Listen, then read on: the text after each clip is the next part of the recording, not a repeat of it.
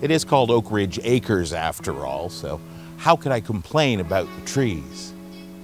I love my trees. It's what they drop in the fall that gets in the way of the fun. But we are privileged to be in a place with such lovely trees, especially in a neighborhood that was built in the 1950s. This big oak in my backyard is one of the big giant trees in the neighborhood that is so gorgeous. So I had the arborist come by and have a look around and said, could we trim? I mean, my neighbor has a pool. He probably doesn't appreciate all the oak leaves falling all the time. And he says, don't you dare touch that tree. I didn't want it gone. Just maybe a little trim. That's a beautiful tree. I do not like raking leaves. It's more than 100 years old, he says. I was skeptical because the neighborhood was built in the 1950s, this part in 1959. Surely this whole area was bulldozed, everything, right? Don't they do that with subdivisions? He says, nope.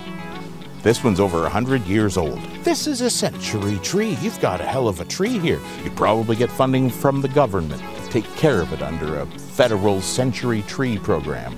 Which made me wonder, how long has this tree been here?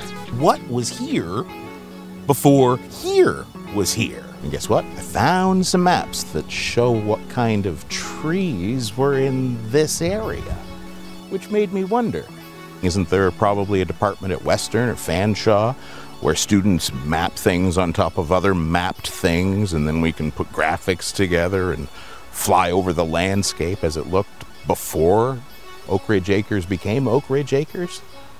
Wouldn't that be really cool? Wouldn't it be cool if everybody could play with it and browse lots of pictures and movies and maps and stories of original residents, stories of the people who've been here since the very beginning? Maybe I could find the person who planted that tree. That would be, I know who used to own this house, and last I heard they're still alive.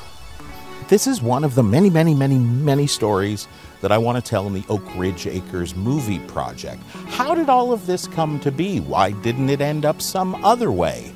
And should other cities ever build a neighborhood like this? And if they do, could they do something to keep some trees? Anyway, lots of stories to tell.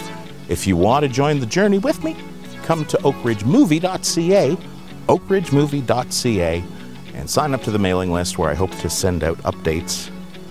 And keep your eyes peeled. I'll be around the neighborhood doing more of these before I probably end up hibernating through the winter.